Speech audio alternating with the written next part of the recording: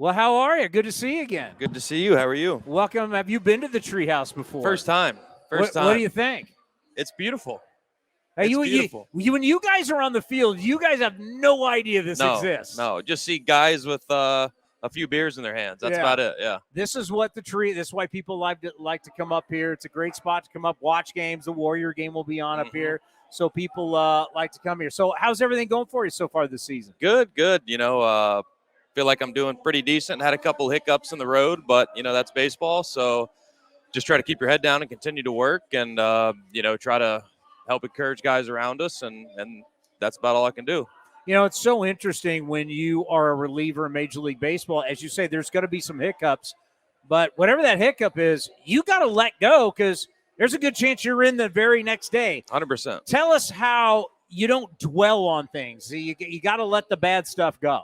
Exactly, and for me that's a hard thing because I feel like I'm so invested in baseball. It's kind of my somewhat identity right now. As a lot of guys say, it may not be, but for me, I'm just very passionate about baseball. So that is the hardest part, is trying to let go. And sometimes, it might be a hard night's sleep and wake up and try to reset. But, everyone's human. Everyone's got hiccups. So it's just the process of life, and kind of the same thing with baseball. So you have to learn how to adapt to that and just take another step the next day. With the way this season's going, you really could be called upon at any time. Right? It's not going to be like, well, in the eighth inning, I start to loosen up. I mean, really, you could get the call. It's sixth, it's seventh. So when you get ready for a game and you walk out to the bullpen, how do you keep your mind?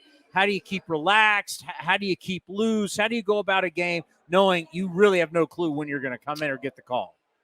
It's a little bit tougher now, being a little more established. I may have, somewhat more of a role, but again, you never know. So for me, it's, I always have my plyo bands and my plyo balls, and just continue to stay loose. Once that fifth inning hits, it's going to locker rooms over, getting locked in, getting stretched out, and then just, my trick is to look down towards the dugout where I can see Emo walking to the phone, and I don't even need to look to Mike over there. So. And then, obviously the adrenaline hits right there. The nerves take a little bit over, and you just kind of, your heart rate goes up and you just get going. And then, then it's, here we go.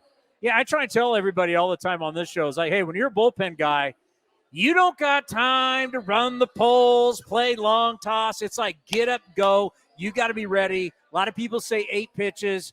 What is it for you when you get up on the mound in the bullpen for them to relay, hey, he's ready to go? How long does it take you to get loose? For me, it's different. I just need about 5, 6, 7 crow hops off the mound, and then I could be ready for the game. Obviously, I would like more than that, but if times are tough, for what's happening in the inning, I would feel ready. So it's pretty quick, but it's obviously feel the situation. But 7 crow hops, 8 crow hops, and then hopefully get the catcher down and get going. Thankfully that hasn't happened yet, but that would be, extenuating circumstances. It's so funny because pitchers want to. I want to have this feel. I want to have these. I don't. You don't have. It's get up and go, and let's get this thing rocking. Yeah, that's somewhat of the unfortunate part. You don't have that starter routine where like I can kind of lock this pitch in or lock that pitch in or feel this and feel that. It's hey, I've got what I got right now, and I've got to take it to the game and go compete. Some guys focus on their catcher when they're getting loose, and as you said, it's going to be 6, 7, 8 pitch, whatever. Do you turn around, especially with the bullpens here in Oakland or on the field, are you looking at the situation? Are you because sometimes you're just coming in with a clean inning, and other times you're coming in and it's a dumpster fire? Yeah, a lot of times, well, here it's a lot easier. You don't have to look over a wall. I mean, you just turn around, you see everything. I kind of monitor what's going on. Yeah. You have more of a feel, especially playing if you're trying to play a matchup, when the lefty's going to come up, that type of situation. But yeah, I always try to monitor what's going on. That way you can determine your effort level of where you need to be as far as readiness. But yeah. David, ready to rock. Let's get this going. We asked you last time, Sammy spin rate. You liked it. Have you been checking the spin rates?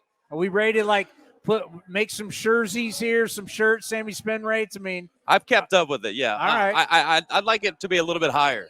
So, but no, it's good. So, just continue to spin it, right? Yeah, and then we're gonna have to get some T-shirts and start doing some Sammy spin rates. Some merch sales, yeah. Hey, let's end on this. You're now a veteran guy, right? You're a veteran guy. We're going to see a lot. I mean, we've already seen a lot of players. We're going to see a lot more players. How much have you taken guys under your wing to kind of help them out, learn their ways here in the big leagues, especially this year? There's been a couple guys that, you can, it's not that I actively just walk up to and address them with, if it's a concern or if they need any help, just try to feel the situation out. Obviously, like you said, there's been guys coming in and out. Yeah. And so that can be tougher because you just get to meet someone and you wouldn't want to have, you don't even have an impression of them yet. So, you try to get to know them a little bit and then see how they operate. And, if you can help them or they have questions and be very receptive to their situation, it's obviously super subjective to individuals, but just try to, get to know the person as best you can. And if you can help in any way, I'll try to do that as well.